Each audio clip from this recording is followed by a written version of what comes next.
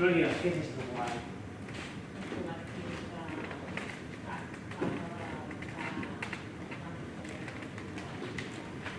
Más o menos.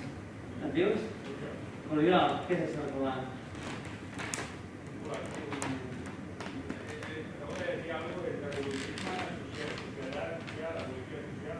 Sí, sent rara, no? Algú més? Tu no... Et dius? Soler. Bé, ens dediquem a la dansa contemporània. Què us sembla, no? Aviam, com ho resumiré? Va, ho farem diferent. Quina és l'última planta que Rebordeu ha vist? Rabanissa? Com te dius? Dani. Polibarra, què deies? Elisenda, perfecte. El ple és una planta, no? No és pas un animal. Perfecte.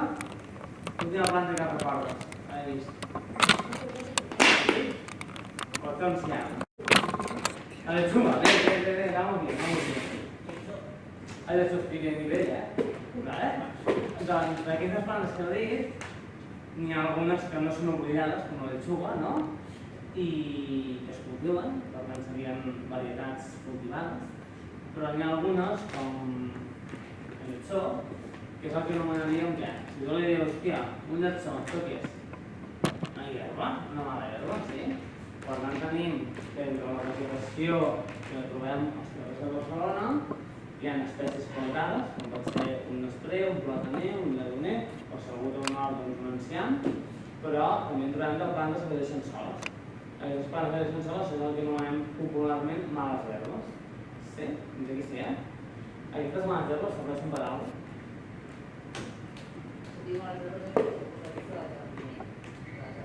El peixet, no?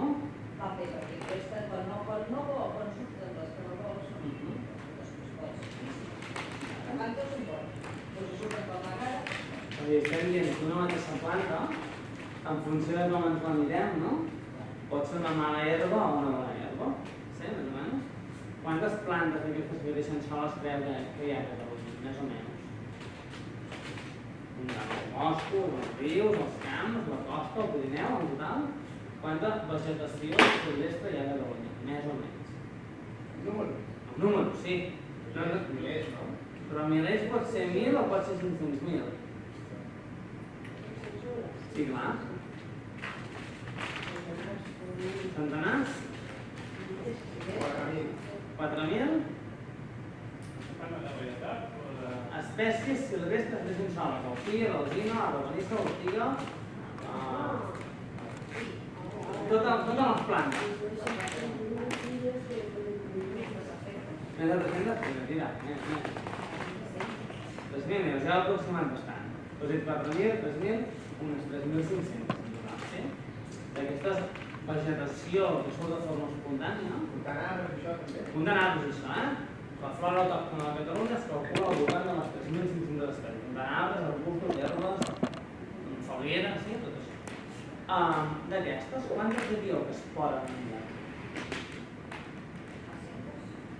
300?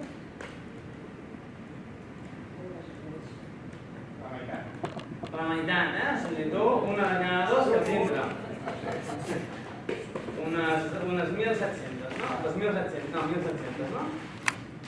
Alguna altra aproximació?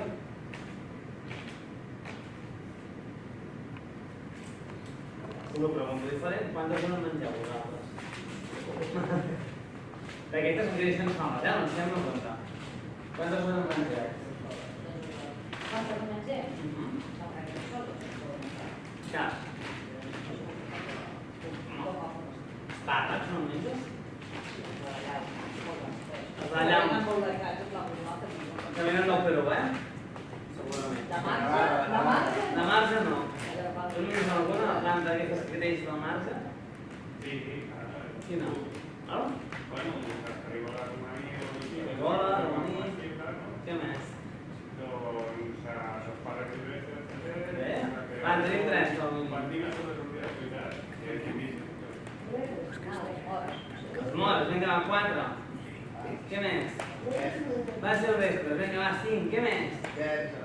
el Ger, 6, 7, l'E, 7, Fonoll, 8, pam, que arribarem a 10. Rebenissa, 9, què més? El fonoll, la menta. Fonoll està repetit, la menta, 10. Calèndula, 11, què més? Casolida. Casolida, 12, hòstia, va. Com? Violeta, sí, 13. Els? Collons, no, la 14. Marva. La 15, hòstia, això era molt. La paperota. La ballana, no sé si ho veig. 16, paperota, la rosella, 17. Caputxina no és un castellet. Quasi, s'aproxima. 17, què més? Més? Déu-n'hi-do, 17. Tenim 17 espècies silvestres a Catalunya. Tenim unes 300, d'acord? De totes aquestes 3.500, n'hi ha unes 300 que són comestibles. Què vol dir que una planta sigui comestible? Què vol dir? Que no és tòxica. Que no és tòxica? Element 1, està bé, però la pots menjar més d'una vegada. A vegades són tòxiques crues però avorrides. Bueno, sí, podríem matisar-ho que... Cuidado con los mites, no? Podríem matisar-ho que almenys una planta que és comestible hi ha alguna part de la planta que cuinada d'alguna manera no és tòxica, no? Per exemple, el saó en podem menjar les flors o els fruits quan estan cuits perquè la resta de la planta és tòxica, però la flor crua o seca i els fruits cuits no són tòxics. Però és que a més hi ha un altre element, dos elements més, perquè diguem que una planta és comestible. Que nutricionalment ens aporta alguna cosa, no? Per tant, que podem absorbir els nutrients i que ens alimenta. I un altre tercer element. Una planta que puguem absorbir els nutrients, que no sigui tòxica, però que tingui gust de merda de gos, ens la menjarem. Una bona salsa. Que d'alguna manera pugui ser bona, sí? Són els tres elements que trobem de forma comuna en aquestes 300 espècies silvestres comestibles. La resta, què els hi passa? Doncs la gran majoria no són ni tòxiques ni limonat. No són ni comestibles, però tampoc són tòxiques. Moltes vegades els hi passa que una gespa de la gespa del jardí, no? Tòxica no ho és, però ens aporta res nutricionalment parlant. No, perquè és molt ric en cel·lulosa, no la podem digerir, per tant, no tenim un estómac d'una cabra, per tant, és complicat que la puguem digerir, per tant, no ens aporta res i no la considerem. I després n'hi ha també unes 300-400 que són tòxiques, que les mengem, des d'una de panxa fins al clot, depèn, tot depèn, sí. Hem parlat dels comestibles, que són una part important de la vegetació que tenim. Però què més tenim en el paisatge que no coneixem? Quan veiem un hort, sabem què hi ha? Veieu un hort? Sabeu tot el que creix en un hort? Identificar tot el que creix en un hort o no? Plantat per l'hortelà o...? Plantat per l'hortelà. Sí. En principi, si ens fixem, sabem què vol dir el concepte de varietat. Què vol dir que aquests tomàquets són de la varietat del pare de net? O que són de Montserrat, o que són el tomàquet rosa, o que són el tomàquet de Copons, o que són el tomàquet de Can Torner de Tops. Què vol dir aquestes varietats? Què significa això?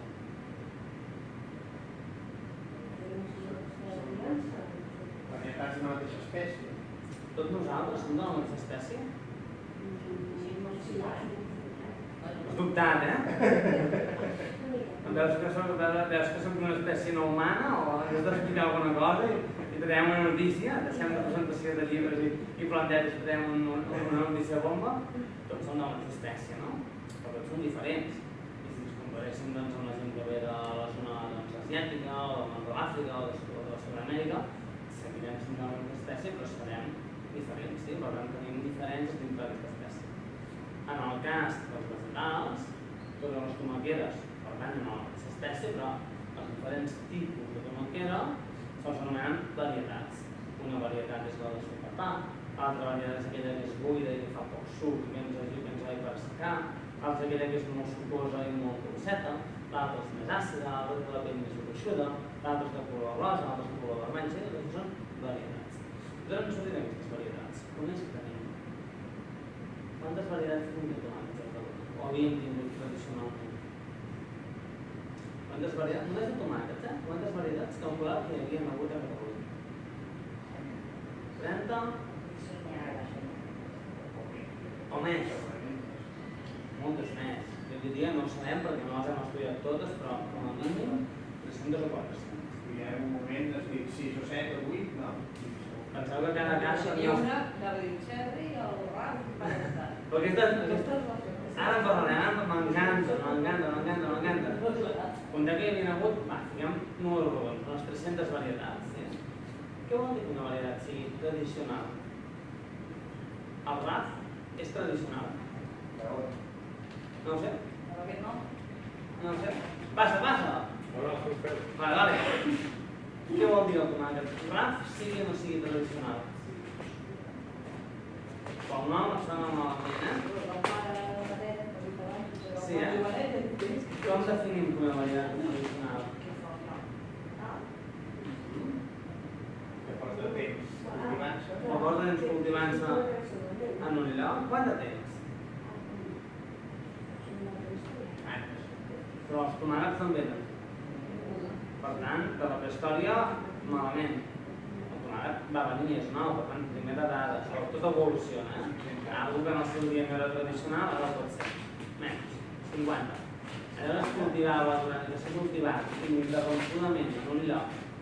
Durant no havia que havia arribat. No, havia arribat fa, sí, des del 1500 aproximadament, no? Però una varietat tradicional de tomàquet serà aquella que porta cultivant-se almenys 50 anys de forma ininterrompuda, que cada any el planta, recull la llavor, tornes a plantar en un mateix indret, en una mateixa zona, sí?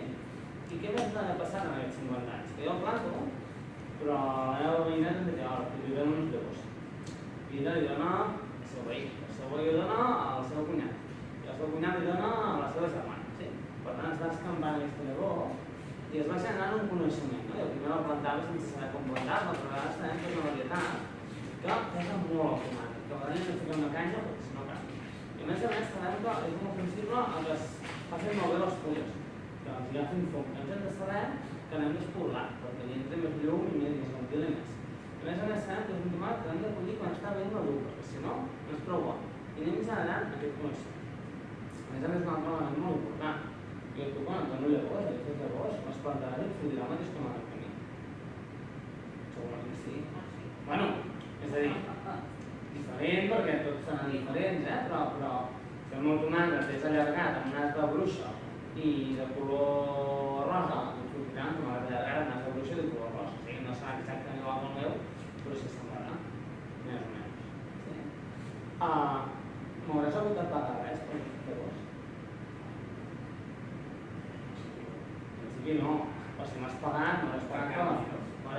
per la feina que he tingut a preparar el sobret de llavors de tomàquet, però jo et podré exigir que cada cop que plantes aquestes llavors em paguis un tant, és a dir, em pertanyen més a mi aquestes llavors que no pas a tu.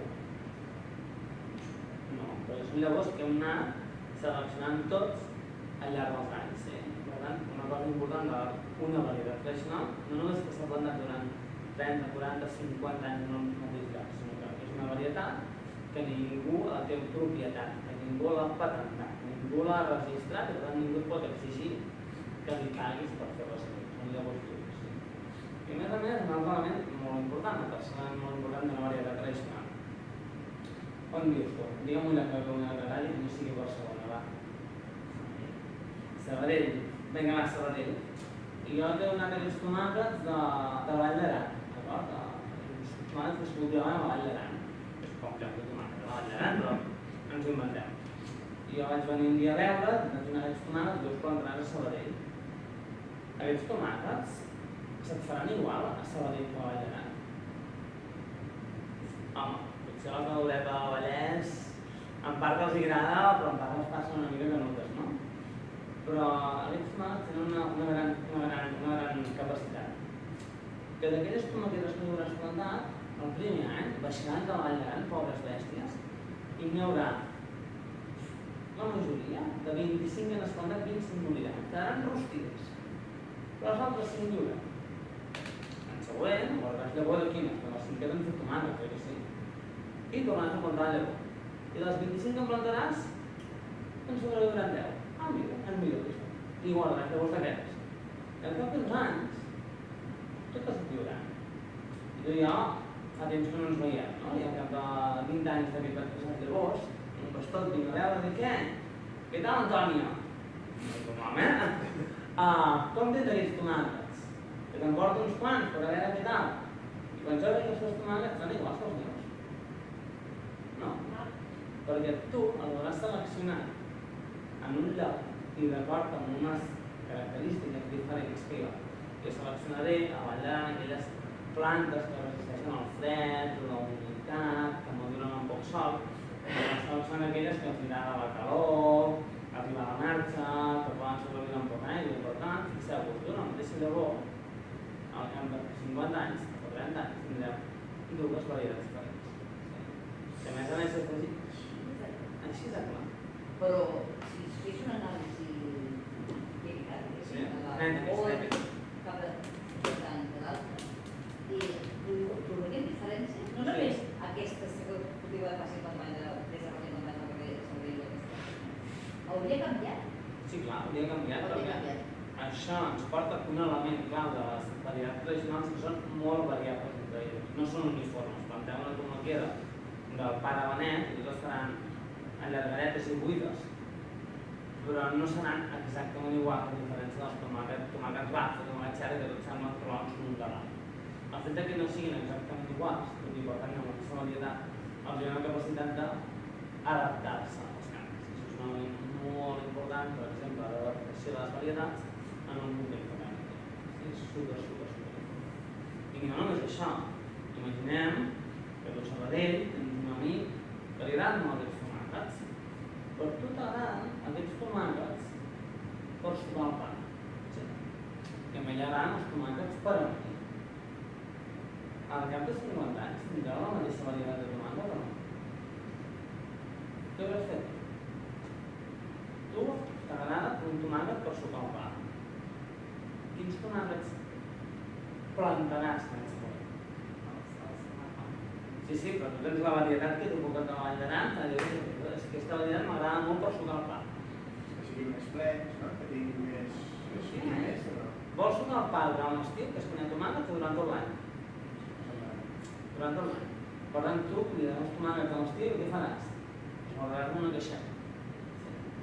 I aniràs sucant el pa, i que es podreix, doncs vinga, vaig sucant el pa, I de quin guardaràs llavors per plantar l'any següent? Del que t'hagi durat més, de l'últim que se t'ha podrit. Perquè tu, al final, què vols aconseguir amb els tomàquets de sucar pa? Que t'arribin a durar fins que tornes a tenir tomàquets. Perquè durant l'hivern no hi ha tomàquets, perquè les tomaqueres a l'hivern s'amoren.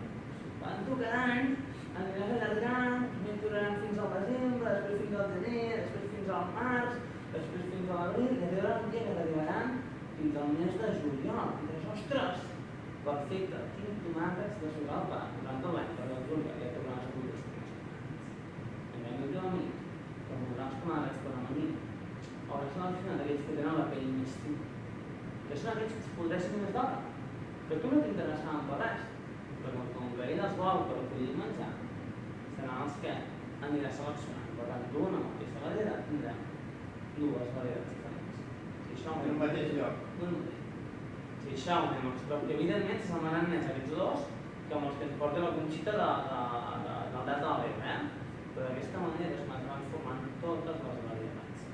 Per això a Catalunya, per exemple, de tomàquets de menjar en tenim tantíssims. En cada casa es va guardar el seu. Si no a Madrid, per exemple, tenen tomàquets de menjar.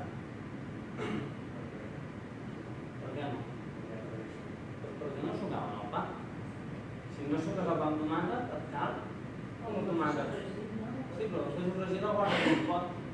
I fas conserva, no ens compliquem la vida. L'única aplicació gastronòmica on ens interessa tenir tomàquet fresc, el principal, és per sucar el pa. Després, ja ho tenim, hi ha casos on la gent durant l'hivern es menjava els tomàquets de menjar per amonides. Sí? Però l'ús principal és els tomàquets de menjar. Per tant, quan anem al nord, normalment ara hi trobem tomàquet clar, tomàquet xerri, tomàquets rosa de Monsanto, rosa de Barbastro, perdó. Ja ens ho trobo. Tranquil. Però no? Bueno, no patiu. Una pregunta, llavors. Aquests que dius, els híbrids o els allò, el pots cultivar a dos llocs diferents, és a dir, el pots cultivar a la Vall d'Aran, el pots cultivar a Sabadell, i surt o no. És a dir, la gran diferència entre les llavors lliures i les llavors híbrides és que les llavors lliures les pots plantar any rere any i et neixeran i se t'adaptaran als canvis. Les llavors híbrides normalment pertanyen a una empresa que ja les ha seleccionat perquè el segon any la llavor no et doni els fruits igual de bons que el primer any. A més són llavors que s'han seleccionat per la seva uniformitat. Aleshores, o et van tots bé o et van tots malament. Aleshores són menys adaptables als canvis. I no s'impliquen aquestes coses. Si tu poses la llavor Monsanto, el tomàquet Monsanto de Caucus, i aquesta de la certificat, Depèn de l'espècie. En el cas de les tomaqueres, la hibridació entre varietats és molt baixa, per tant no passaria res. Podem plantar 3 varietats de tomaquera una costat a l'altra i no passa absolutament res. En el cas de carbasseres o carbassons sí que se'n corregiria. Per tant, fossin tradicionals o fossin modificades, per tant les hem de plantar separades. Per tant, segon element que treballem, o que és important de conèixer, les varietats tradicionals. Les varietats tradicionals que a Catalunya estimem més de 5.000 de diferents i que la majoria estan perdudes o comercials. Hem parlat de 300 espècies silvestres comestibles, de 5.000 varietats agrícoles tradicionals i què passa amb la resta d'espècies silvestres comestibles que tenim al territori. Són útils per alguna cosa?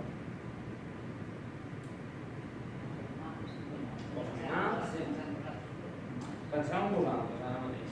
Sí. Això d'on la roba d'on surt? Pot venir el petroli, però la roba surt de molts cops de planta. El cotó, el lli, el cànem. Què més? El paper d'on surt? Els arbres? El color que té aquests pantalons, d'on sortia abans? De planta, dels fins vegetals. Algú s'ha ficat malalt últimament?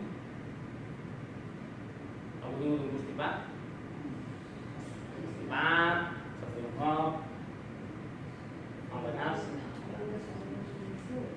Més del 80% de medicines estan formades per aquests principis actius que en el seu dia es van aïllar de plantes. Això és un edifici. Tenim ciment, tenim totxos, però què més tenim? Tenim fusta. Sí? De què eren els sostres de les cases abans? De canyís. El vi, m'agrada el vi? On es fermenta el vi? En botes. De què són? De fusta. Sí. Per tant, penseu que d'aquestes 3.500 plantes n'hi ha almenys 2.000, per tant més de la meitat, que es fan servir per alguna cosa, o que es podrien fer servir per alguna cosa per resoldre i donar resposta a alguna necessitat quotidiana. Això ho sabem? No. Durant 30-40 anys hem desaparès a llegir el paisatge. Vull dir que ens hem tornat, entre cometes, analfabets dels paisatges. No sabem, veiem el dia, quan sortim fora de ciutat, quan anem al camp, diem, oh, que bonic, que maco. Però no sabem què hi ha, no sabem per què hi ha aquella planta, per què les vaques porten una esquella que fa soroll i per què és important que la portin. No sabem per què les gallines, doncs hi ha d'haver un gall a la galliner, però això no ho crien pollastres. No sabem pràcticament res del territori que ens envolta. Si mirem les plantes, ens passa el mateix. Hem desaprès de llegir aquest paisatge. Intentem a través del llibre, a través d'aquesta novel·la, intentar a través d'una lectura de ficció, una lectura simple, no és una trama ni complexa ni rebuscada, doncs poder reflexionar qui som, què fem i d'on venim, no? Però també com podem entendre aquest paisatge, com el podem llegir de forma diferent i per tant com ens hi podem relacionar de forma diferent, no? Llavors parlem d'usos alimentaris, parlem de menjar, parlem de les canyes, parlem del cànem, parlem de la figuera de moro, parlem del lactès, parlem de l'aigua, parlem de la farina, parlem dels coloms que eren imprescindibles per la seva merda, que s'utilitzava per curtir les pells, però també per adobar els os. Per tant, al final estem intentant parlar o viatjar amb com ho podríem fer si diguéssim que de cop i volta tots els recursos que ens fan falta per viure els haguéssim pogut tenir localment. En tindríem d'aquests recursos? I tant, sens dubte. Però el que passa és que ara no el sabem fer servir. No el sabem fer servir, doncs farien els tornons, no? Per tant, què ens cal? Intentar mica en mica ser conscients de quins són aquests recursos, no hem de copiar pas de la història fa 50 o 100 anys, perquè les coses evolucionen, la botànica i la ciència que evoluciona, però sí que hem de saber, hòstia, si la noguera és desinfectant, doncs no podem fer un fàrmac. Si la pell de noguera serveix per tenir el cabell, doncs mira, quan algú tingui canes i no pugui venir tinc de sort, doncs que es faci un bany d'aigua de noguera i quedarà el cabell d'aquí. Si sabem que el dímox en fa cistells, doncs bé, potser no tindrem cubells de plàstic, però tindrem dímox que podem cultivar i podem fer cistells de plàstic. No? Si sabem que a la canya se'n pot fer cistells per anar a buscar bolets, doncs exactament el mateix, que a la canya podem fer un estri per collir les figues, que la figa és un cultiu que creix sense aigua, doncs bueno, podem aprendre com fiquem una pedra a la punta de la canya, l'obrim i amb allò fem les figues de l'arbre. No? Per tant, es tracta d'anar, entre cometes, de forma distesa i divertida, viatjant a través del territori del paisatge, a l'hora que reflexionem sobre quin és el model social, econòmic, productiu que tenim tant a nivell local com a nivell global. I una miqueta aquesta és l'excusa de per què fem un llibre que parla de botànica i que parla de plantes, però que està en forma novel·la, no? Que llegint anem veient aquests coneixements, doncs, sense buscar-los. Més o menys, de forma resumida, seria molt resumida, seria així. Com? El tic de la qüestió. El tic de la qüestió.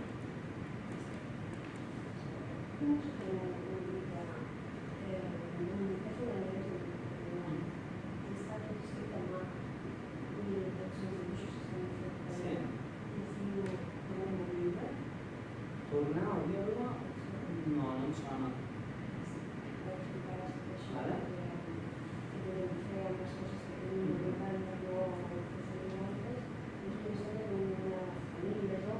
Vale?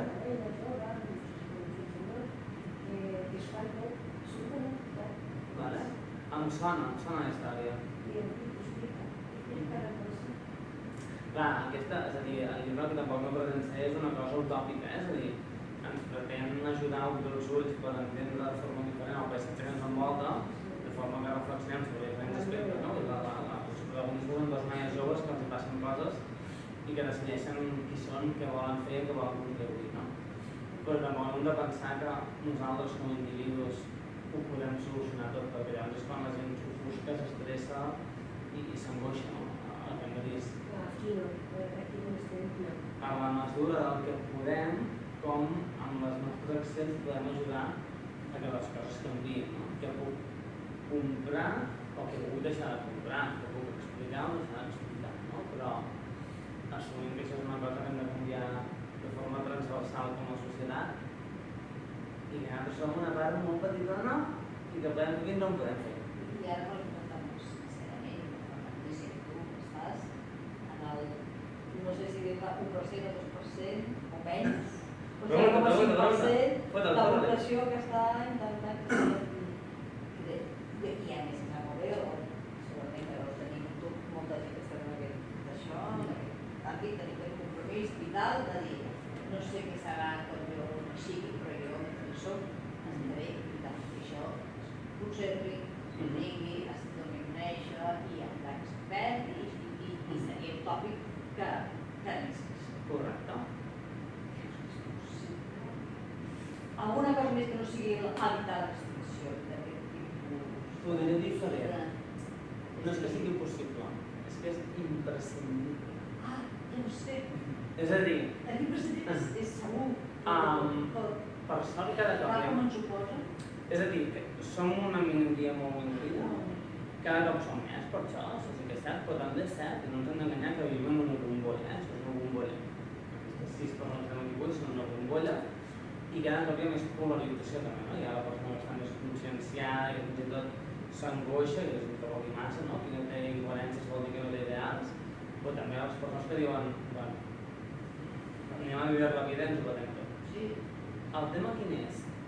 Que sabem que aviat, i que pot ser d'aquí un any, d'aquí 2, d'aquí 5, d'aquí 10, el sistema, tal com l'entenem fins ara, deixarà de funcionar. Vull dir, exemples clars que això passarà. Qui ens hauria de fer pensar que aquest estiu no hauria de ser molt alt? n'hi hauria glaçons als bars. Clar. Que qui ens hauria fet pensar? Horrorós. Ara, qui ens hauria fet pensar que hi ha gent que fa marmelades, que no pot fer marmelades perquè no té pots de vida? I comencen a haver disfuncions d'aquest sistema que es basa en un mercat totalment globalitzat que ens indiquen que això acabarà no funcionant. I acabarà no funcionant perquè els recursos que necessitem per viure tal com vivim en el primer món són més del que el planeta ens pot oferir. I cada cop hi ha més països del món que volen que la seva població vol viure amb els luxes que tenim nosaltres. I clar, nosaltres des del primer món qui som per dir-los que no poden tenir aquests luxes o que una persona de la Xina o de l'Índia no pot tenir cotxe, no? Nosaltres hem tingut des de fa 50 anys. Però està clar que això no és sostenible. Primer per un tema, o sigui, no és sostenible en el temps, és a dir, que no és viable el futur. Primer per un tema energètic. Els combustibles fòssils ja han passat el pic, per tant, estem superant el llindar màxim d'extracció i això vol dir que no és que s'acabi el gasoil, sinó que cada cop serà més car. Tenim la gasolina a quasi 2 euros i no només és Ucraïna, per exemple, Ucraïna per excusa. Però què farem quan la gasolina costi 3 euros o 4? Què farem quan portam un contenidor de soja des de Sud-amèrica per alimentar els porcs de Catalunya que s'està cuidant per fer un pernil que es consumeix a Hongria? No funciona, no sigui possible. Posarem d'engranats als porcs amb pèsols, remolatges i naps, que són varietats antigues que tenim a no? Per tant, la pregunta per mi no és si això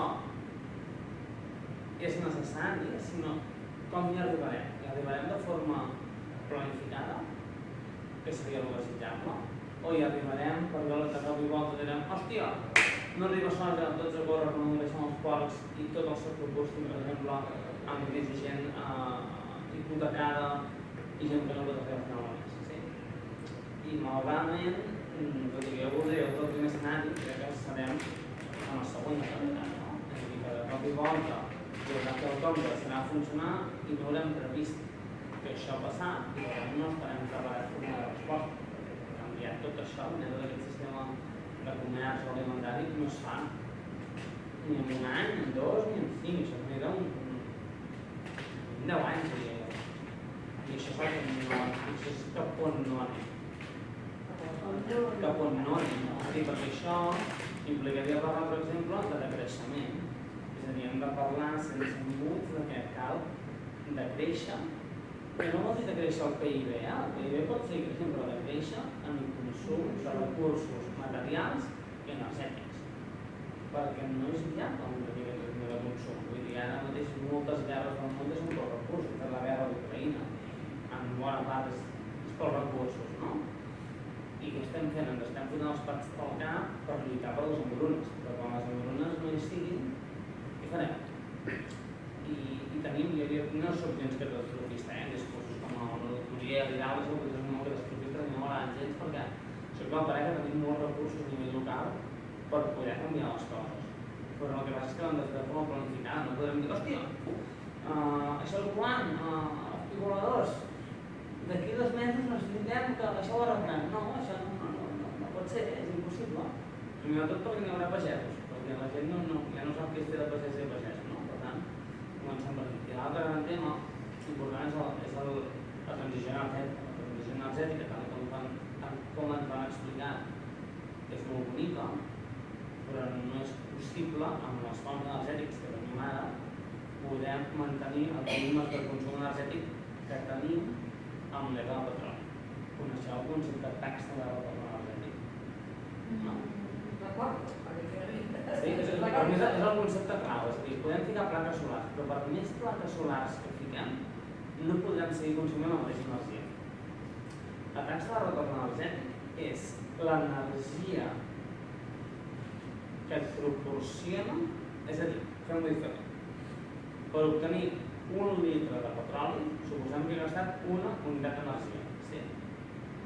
Quanta energia jo obtindré cremant aquell petroli per cada unitat d'energia que m'ha costat extreure?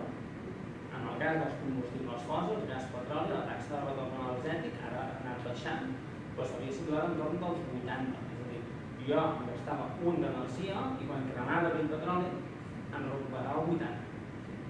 Amb les renovables, sabeu quan és la taxa de retorn energètic de l'eòlic i de la solar?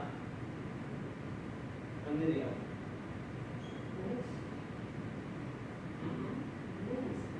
Tres. Amb tota la vida útil d'un molí de vent o d'una placa solar, de mitjana, que es pot treballar més i menys, però de mitjana, produiran només 3 vegades més l'energia que ha fet falta per construir-los i mantenir-los. Com? El molí de vent. El molí de vent o la placa solar? O qualsevol energia renovable. Amb el petroli i el gas era 80. Què vol dir? Que per més molins que fiquem i per més plaques solars que fiquem, l'energia que ens retornaran no serà mai equivalent al petroli. Els molins eòlics i les asfaltes no es poden, és un material que no es fa Però si tu comptes el que costa construir un molí, instal·lar-lo, mantenir-lo, i l'energia que et dona al llarg de tota la vida útil, si t'ha costat 100, te'n donaràs de 100 per mitjana. En el cas del petroli, si te'n donés 100, si te'n costés 100, te'n tornaria 8.000. No, però és molt important. I no és perquè es fa malament, La tecnologia que tenim ara és aquesta. Potser podríem passar 4 o 5, però és que amb els combustibles fòssils estàvem a 80. Per això, la transició energètica sí està molt bé, però serem 4 els primers que podrem tenir plaques solars. No hi ha recursos per fer plaques solars, per construir, per generar l'energia per tot el món que ara són combustibles fòssils. Alternativa, com el gas, sí, però el pic d'urani també és ja l'any passat. Per tant, ja no podem obtenir més urani. A més, en el cas dels nuclears, per exemple, tenim un problema de la canvi climàtic. A França van haver de parar centrals nuclears perquè l'aigua del riu estava massa calenta com per poder refrigerar la turbina de la central nuclear. Per tant, van haver de parar la central nuclear a l'estiu, que és quan no els havia fet falta. Sí? Estem parlant de taxes de retorn energètic, no sé si tenies el concepte. Per tant, un altre element, no només per la crisi madrina, sinó per la crisi energètica que ens porta a un decreixement de consum, és aquest. Sí, evidentment que podem ser enginyosos, però no podem, com a civilització, seguir tenint tota la cultura general que tenim en certs llocs. Sí? O si no, ho farem nosaltres, com a prioritat del món, a costa de que un altre lloc del món estigui en la misèria. Tot això ve de la pregunta de dir creus que anem cap aquí, cap a la recuperació dels recursos locals? Bueno, no sé si anem o no anem, però cap de l'àrea haurem d'anar. I ja que hem d'anar, el que estaria bé que fes la classe política o els dirigents és dir, escolteu, nois, la realitat, les dades científiques, perquè això no ens estem donant ningú, són aquestes. No sabem, perquè això no ho sabem, ni com petarà, ni quan, ni en quina magnitud, perquè això al final, quan tens una cadena global molt fràgil, depèn de qui estigui el pet. És a dir, ara agafa el líder de no sé quin país i decideix no sé què i res liada, no? I ara Algèria, per exemple, si és que ens falla el gas i no tenim gas d'hivern. Per què? Perquè se n'enfada Algèria a Espanya perquè ha passat no sé quan.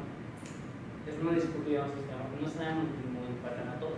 Ni com ni quan, però sembla que en els propers 20 anys canviaran moltes coses. Com que 20 anys de res, ja ens ho podem anar preparant, no? Però clar, això què passa?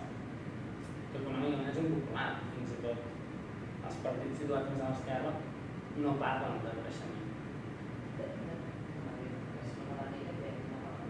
Ja, però és que no hauria, per parlar-ne, vol dir que la gent hauria d'entendre i hauria de saber que parlar de creixement no necessàriament vol dir anar pitjor, no? I sempre m'ha d'explicar que hem d'aconseguir de créixer en consum de recursos materials, però alhora no perdre la qualitat de vida bàsica i els estàndards de qualitat bàsica de la societat del benestar que tenim a dia d'avui fins i tot millorar. No, però són 3 pilars. Són 3 pilars. Tot de resoldre educació, serveis, o sigui, atenció a les persones i als més desfavorits i assistència sanitària, és a dir, atenció a les persones i alimentació. Si tu tens això, amb menys recursos pots garantir un estat del benestar.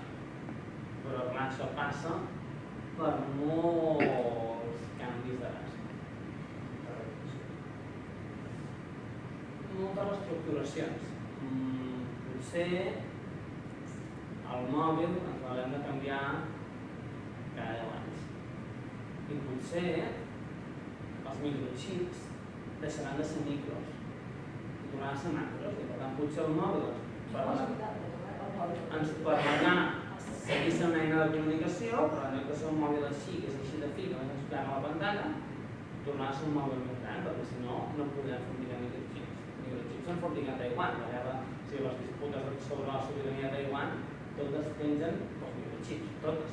Ningú li interessa Taiwan com a illa, li interessen els microchips de Taiwan. Sí.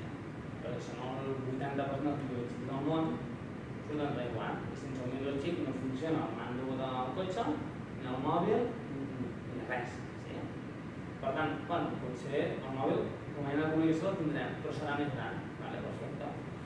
Potser rentadores les tindrem comunitàries, de baix al bloc, tindrem una rentadora que ens donarà servei a tot el país.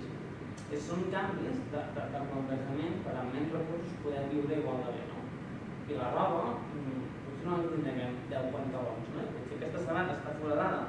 L'altre dia vaig a una xerrada, fèiem unes xerrades TED Talk, m'han parlat de fer una xerrada TED Talk, i m'han dit, vindràs amb pantalons llargs i sabates no foradades, no? I dic, m'heu convidat per xerrar, no? No per fer un passe de models, no? I m'anem vaig anar com me dóna la gana, però...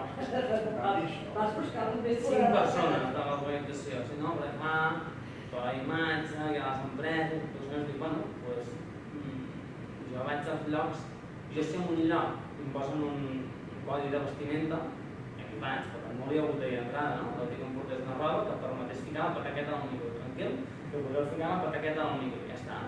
I sí, tots contents i ja està, pegats, Però m'han dit això, no? Aquest dissabte passat a Igualada, perquè estan parlant d'Igualada.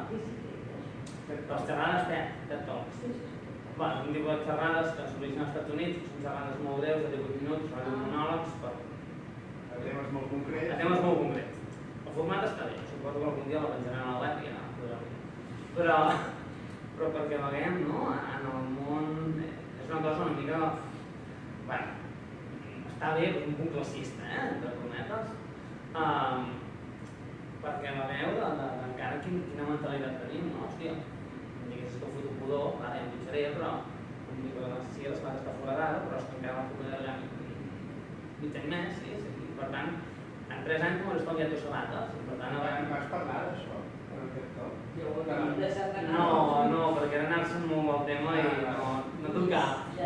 Vaig parlar de temes propis, vaig parlar, per exemple, a la pausa van fotre un pica-pica, que era tot sucre, que anem candy break, és igual, està molt millor. Candy break, era tot sucre, dic, mireu, normalment el 60% del menjar que ens fiquem al plat ve de l'altre punt del món, vull dir que en aquest últim àpat, a l'última pausa era el 100%, no? Per tant, ja ens hem fascinat. Però perquè veiem el que deies tu, no? El poc conscients que estem. Però aquesta gent... I per què t'hi van portar tu? Perquè l'han anat exposant, o l'han anat folclòrica? No, però és que són gent maca, en realitat, són macos. Però no, és a dir, no en són conscients. I al final, és un lloc com jo estic més còmode fent un altre projecte amb vosaltres. Però està ben amb aquests llocs, perquè el missatge arriba a la gent que si no no votaria, no? I van dir, hòstia, que interessant és, no? I vaig parlar de creixement i bueno. Però el tema és que aquesta gent al dia de demà voldran seguir, o sigui, voldran seguir vivint bé. I perquè puguin seguir vivint bé, també necessitaran recuperar recursos locals. Perquè si no és quan es genera el caos. I sense anar amb aquests extrems, per això és tan important que a nivell polític i a nivell social anem treballant en una estratègia de recircularització, relocalització, d'intentar que tot allò que podem fer localment ens ho puguem abastir localment. Per exemple, a Barcelona és una illa a nivell alimentari, és a dir, no. Barcelona amb el Delta de Llobregat no es pot alimentar. El dia que no puguin arribar contenidors al port de Barcelona i Tarragona, perquè els astillers estan de vaga, perquè l'IPC ha pujat un 15%, el seu sou un 3%, però ens quedarem sense menjar més debat, no? Pues a Catalunya no tenim cap estudi de quina seria la sobirania alimentària que potencialment podríem assolir si utilitzéssim tots els recursos locals que tenim disponibles. Una dada per mi tan bàsica a nivell de país no la tenim. I sabem quina sobirania alimentària tenim. Però, si diem, tenim tots aquests recursos, animals, de plantes silvestres, de variants cultivats, sabem a cada zona què s'hi podria plantar. Sabem les superfícies que es podrien destinar. Podríem extrapolar què és el que podríem produir i, per tant, tenint en compte què és el que menja la persona, podríem saber de tot l'augmentar que ens fa falta quan ens el podríem arribar a produir. No? Això no ho farem. I, per tant, si no sabem això tan bàsic, no podem, per exemple, planificar les polítiques agràries alineades amb el horitzó futur, perquè, d'acord, imagineu-vos que fem el càlcul i ens surt que no podrem menjar cacau, no podrem menjar cafè i no podrem menjar pebre i mangos, ¿vale? Els mangos, mira, a Tarragona potser encara creixeria alguna amb el canvi climàtic, no? Però ens surt que, bueno, el 90% de la nostra dieta el tindríem resolt. Vale, perfecte, estaria bé, però clar, de la realitat d'avui, amb aquest 90% de la dieta, doncs implica, per exemple, arrencar la meitat de la vinya del Penedès, com a mínim. Per què? Doncs perquè la major part del vi que produïm no és per nosaltres, perquè és per l'exportació. Implica carregar-te la major part de les pomeres de Lleida. Implica tornar a plantar molts llegums que no plantem. Per tant, tots aquests canvis no es fan d'un programa, es fan molt lentament i s'han de fer de forma positiva, perquè no tots el pagès arrenca les pomes, no? I per tant, per això és tan important aquesta planificació. No? Si no, doncs algun dia ens trobarem, però potser no hi haurà préssecs, perquè els pagesos com va passar fa uns anys, que van amenaçar d'acollir els préssecs perquè el preu que els hi pagaven estava per sota dels costos de producció, quan els pagesos pots venir els plantin i ara no els préssecs els foten en un camió i els porten a fer un cost, com va passar, em sembla que era l'estiu abans del Rally. Per què? Perquè ara mateix el cost que els paguen els préssecs depèn del mercat global europeu. Rússia va tancar el mercat i s'havien plantat molts préssecs per satisfer les demandes russes, Rússia es va enfadar amb Europa i per tant ens sobren préssecs, doncs els préssecs per sota de cost i préssecs a la tituladora. I així està com funciona el sistema, no? Però que està bé saber-ho, no ens hem de deprimir pas, només... Vull dir... No, és que a més, a Catalunya estem en una situació superprivilegiada, perquè en un país tan petit tenim una diversitat de climes i de terrenys tan grans que ja no voldrien els alemanys, els austríacs o els italians o qualsevol altra regió d'Europa. Tenim molta diversitat, que podem plantar des de coses d'alta muntanya fins a cultius que no volen veure el fred, és a dir, tenim pràcticament de tot. Vull dir, estem molt millor que a Castilla i León, pobres, a la Meseta tenen més marge de maniobra, i al Regne Unit cols patates bledes i ovelles, poqueta cosa més, per entendre'ns, i pomes i peres. Però aquí tenim de tot. El que passa és que hem d'aprendre a com tots aquests recursos els tornem a aprofitar. Ara, doncs no hem parlat, no sé d'aquesta dada, no? Però a dades de la FAO, 30 espècies vegetals, espècies, que una espècie pot ser el tomàquet i llavors aquí hi ha totes les varietats, vull dir, poden haver moltes varietats de tomàquets. Però 30 espècies representen el 90% de l'alimentació mundial. Només a Catalunya en tenim moltíssimes més que podríem utilitzar com a combustibles.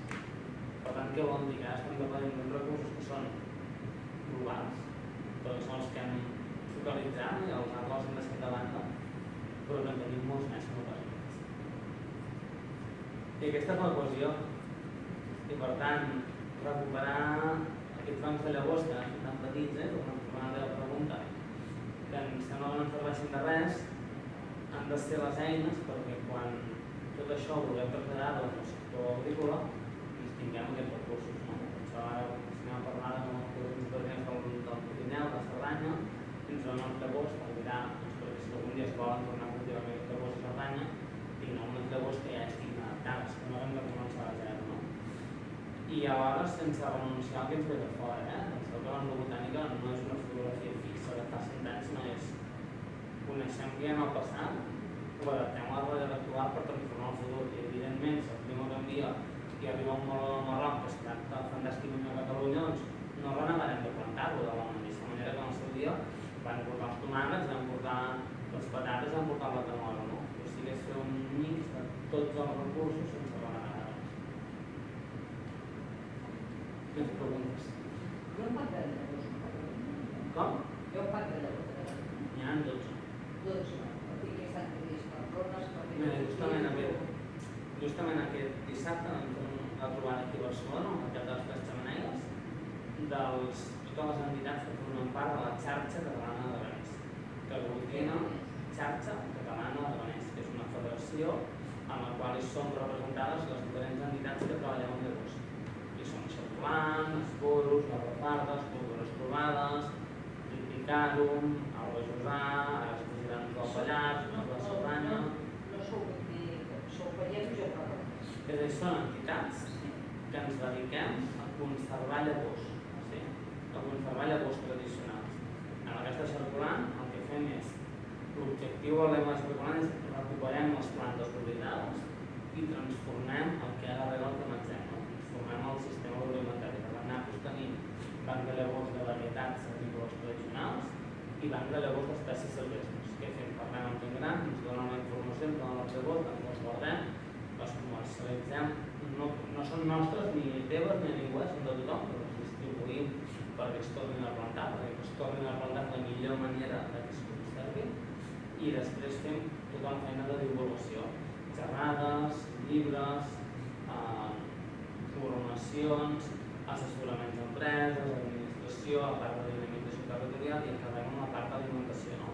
Demostrar com podem fer una galeta amb ortiga, com podem fer un suc de verdolada, és a dir, demostrar tot aquest recurs alimentari que pot acabar amb una cosa que pots menjar, que és bo, que és nutritiu i que és assequible, no? Per tant, intentar controlar tota la cadena i, per tant, no és que nosaltres vulguem fer-ho tot, volem fer que passin coses, no? Volem fer que passin coses i moure moltes tecles i remoure moltes consciències perquè arreu del país molta més gent posa el focus en els recursos locals, des de la part productiva, la part alimentària, la part educativa o qualsevol part.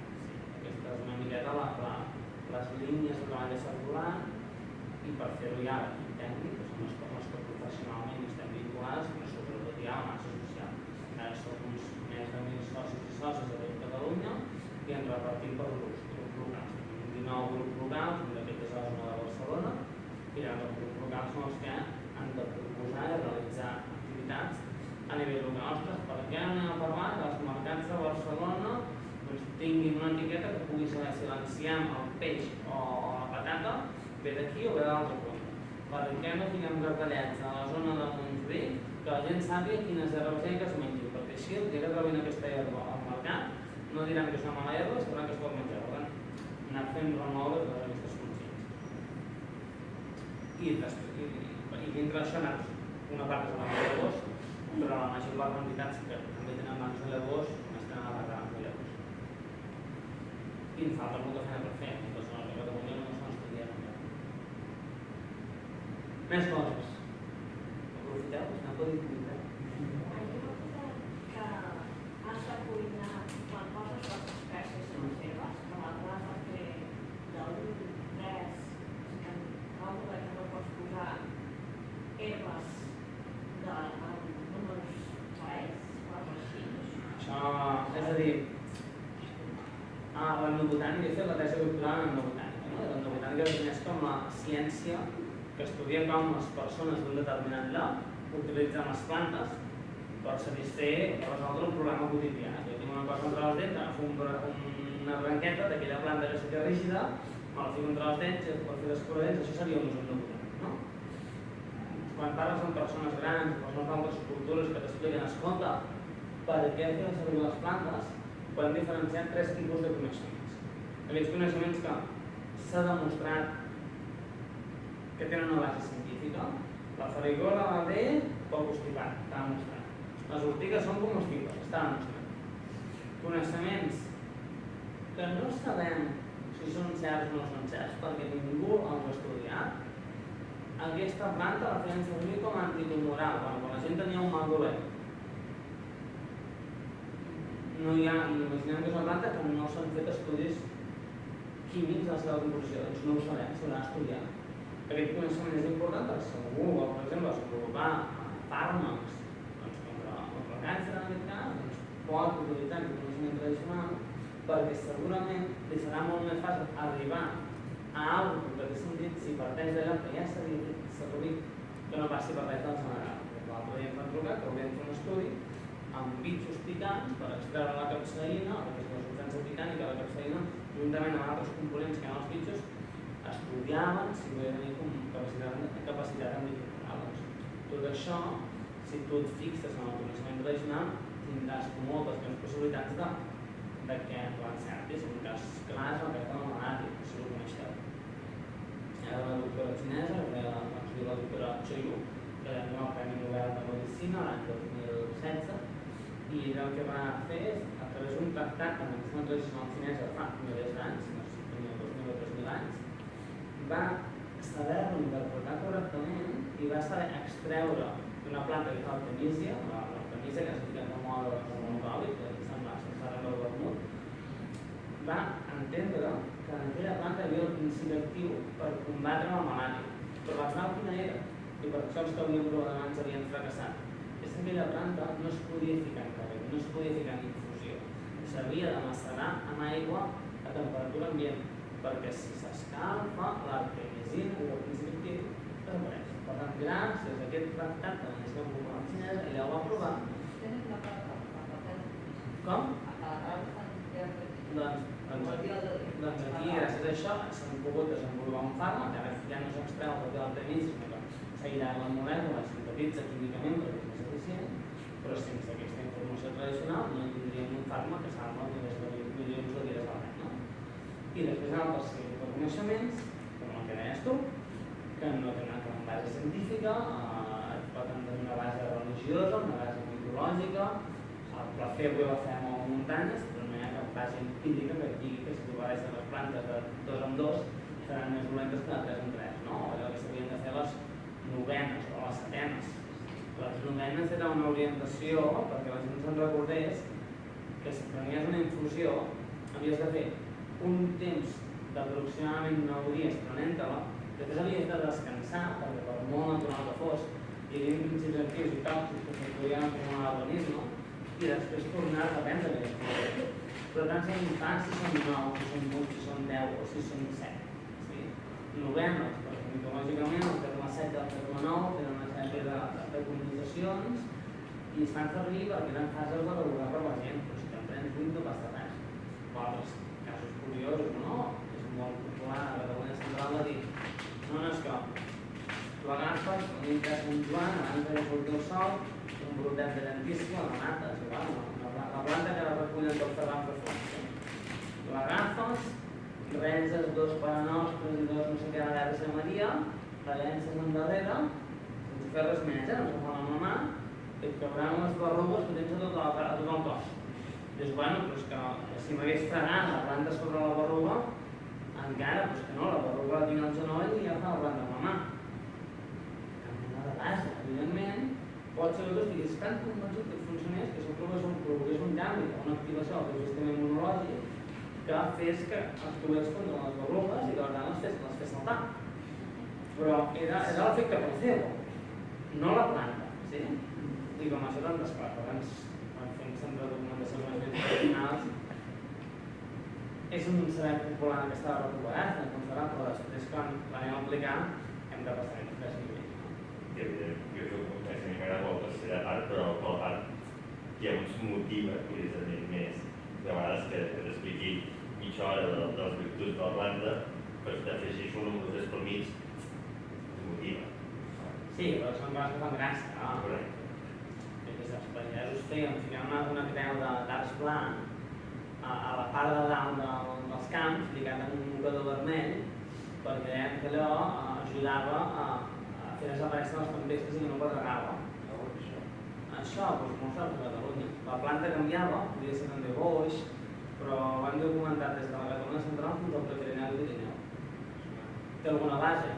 No, cap, però bueno, jo què sé, almenys estaves tranquil que havies fet alguna cosa. I dius, mira, bueno,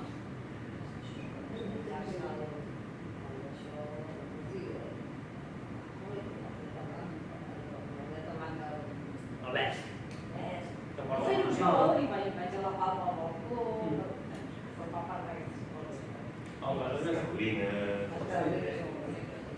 mitològiques, no?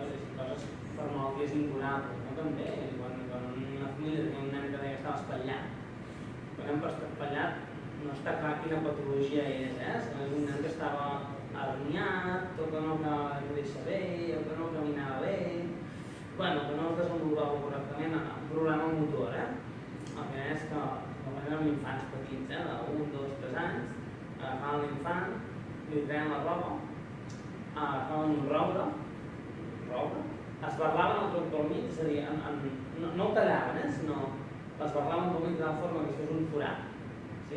Longitudinalment, és a dir, com si el tallés, era un forat aquí. Per aquell forat hi feien passar l'infant despullat i amb la roba de l'infant tornaven a lligar el tronc.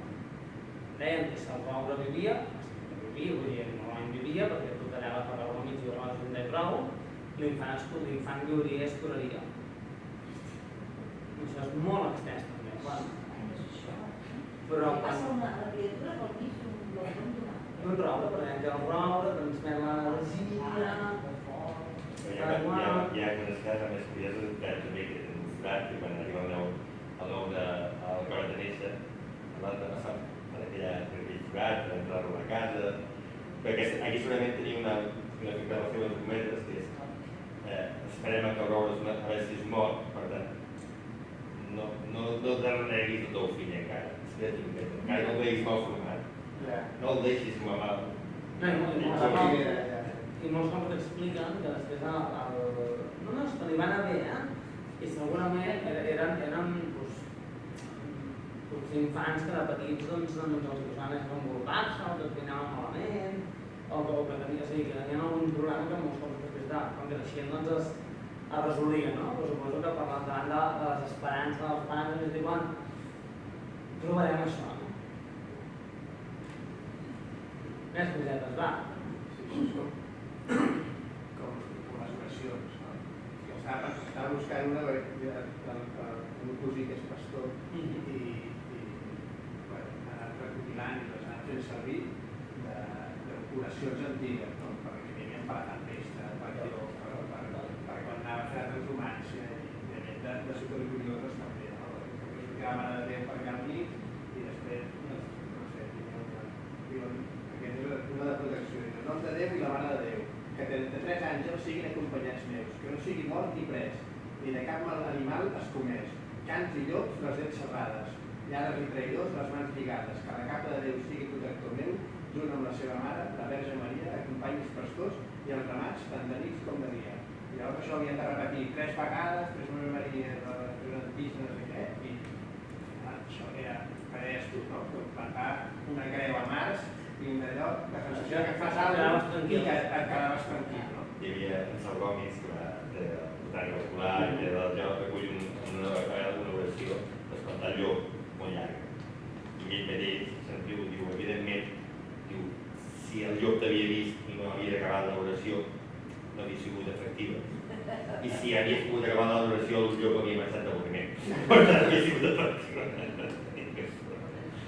Al final, ara ens costa imaginar, no?, perquè les societats eren tan creients o tenien la religió com un element tan sagrat, però clar, estem en una situació de privilegi que la ciència avança molt i tenim respostes científiques per pràcticament tot, però o eines tecnològiques per pràcticament tot i pots fer fora el lloc i que està tranquil, no? Però abans això no hi era i per tant, davant del desconegut, busca respostes en la divinitat, no? Perquè si no, imagineu-vos quan tronava.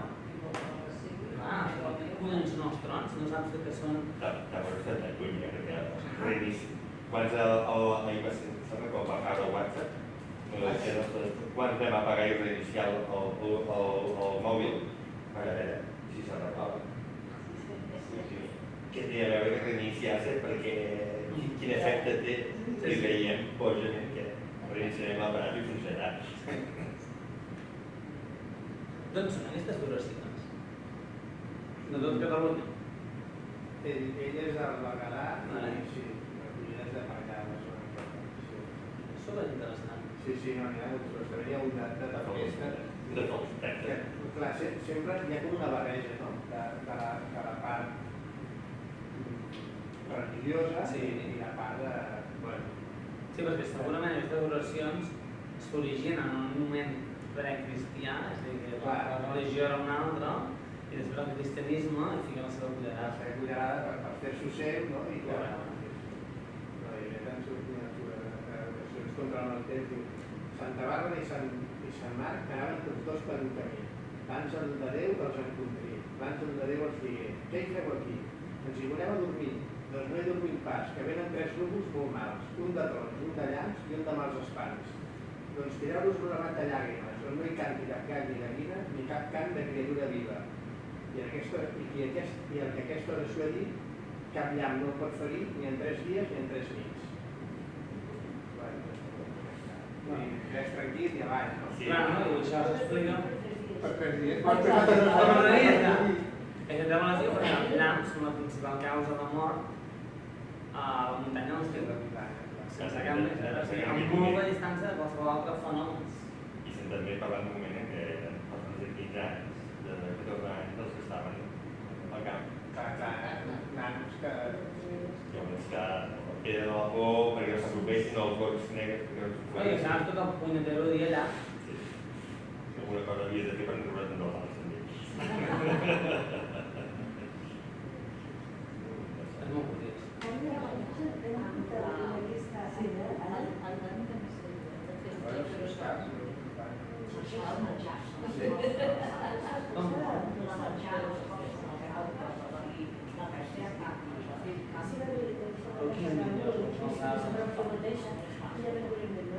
De Ginebra.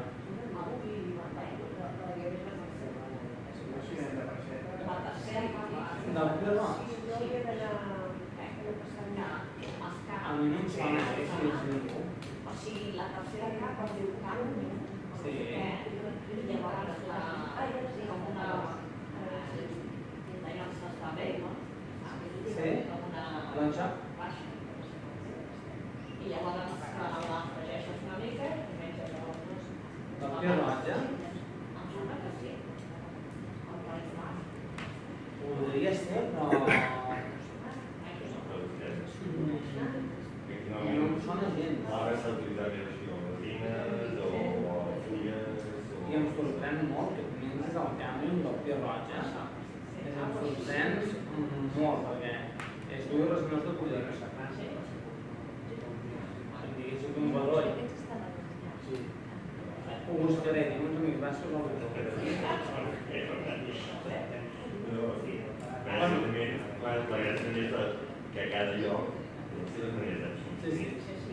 Allà, que si no pinten molt les castanyes i tenen la tradició de ficar una fulla de figuera a dintre de la olla de posar les castanyes, no ens saben explicar per què, perquè tothom bull les castanyes amb una fulla de figuera. No saben, o sigui, sempre s'havia fet així, per tant, sempre s'havia fet així, segurament alguna base o algun per què ho tenim.